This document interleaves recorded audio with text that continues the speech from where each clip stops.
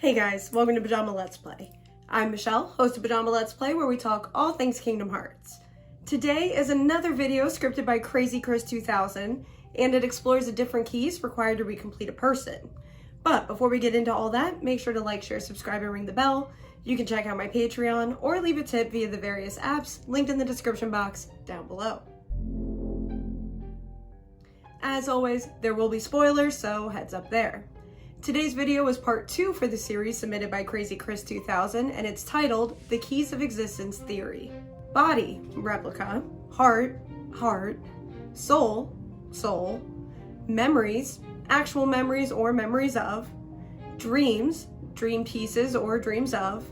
Mind, thoughts of a person. Connection, intangible thing that allows them to exist in the real world. To exist in the real world, you must have these things. Sora had to collect his pieces in the final world to return to the real world.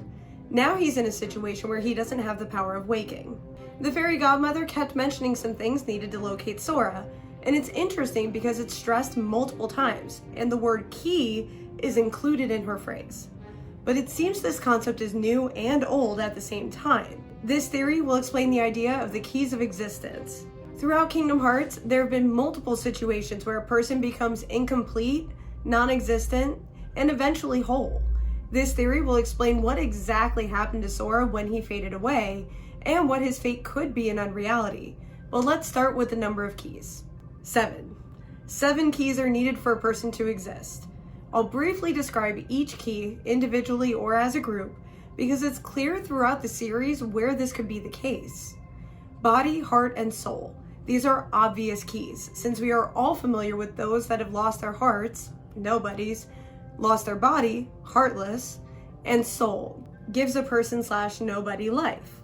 Memories are the 4th key. Throughout Chain of Memories, it's stressed that the memories of a person helps mold a person's heart. Without that chain, a heart can shatter, as seen with Xion, though she found a sort of refuge within Sora. The mind, or thoughts of a person, is the 5th key. As Xehanort took over Terra, it was Terra's mind that continued to exist and fight Xehanort however he could.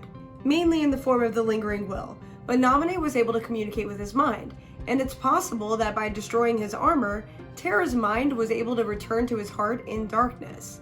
This push, along with Aqua and Ven's presence, allowed Terra to take control of the Guardian. Dreams, or dream pieces, are the 6th key. This was brought up on 2 occasions. The first occasion was in Dream Drop Distance with the World Ends With You crew.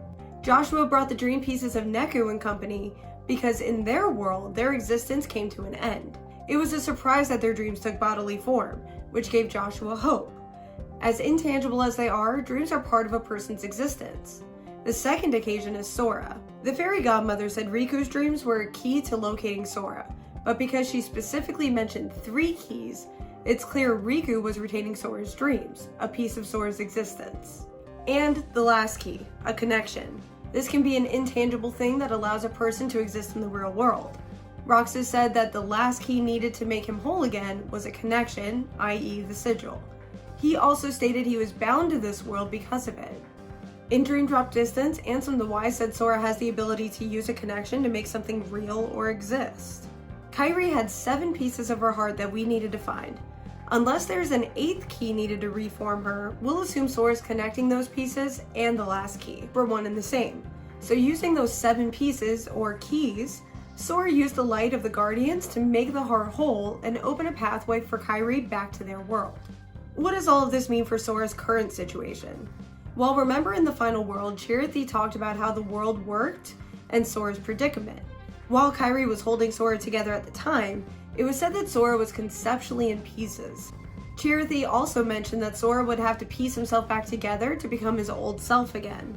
It's interesting that this phrase is used because even Naminé expressed relief that Sora was able to hold on to who he is.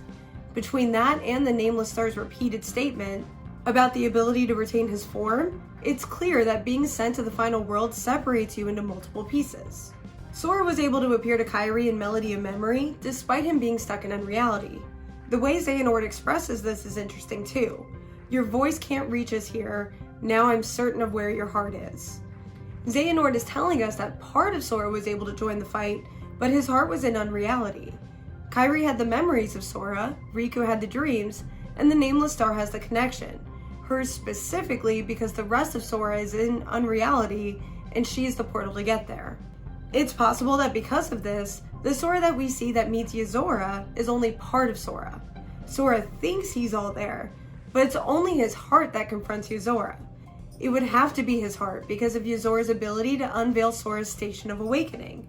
And if this is the case, Yozora may be on a mission to save Sora by protecting his heart from being stolen, as was the case with the Nameless Star. But Yozora didn't know what Sora looked like. If you watched or listened to the previous video on the deleted data theory, it's very possible that the pieces of Sora in Unreality have been altered by code to act as something different than what Sora actually is, which would explain why Yozora questioned Sora's true identity. And speaking of true identity, what about Yozora? How would the location of Shibuya and the condition of Sora correlate with Yozora's mission and identity? The next theory on Yozora will explain this, but that is a video for a different day.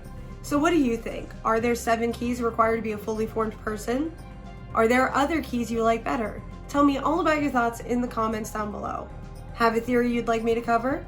Here is my email address and you're welcome to send them all over. Also, don't forget to like, share, subscribe, and ring the bell. You can check out my Patreon or leave a tip via the various apps linked in the description box down below. Until next time.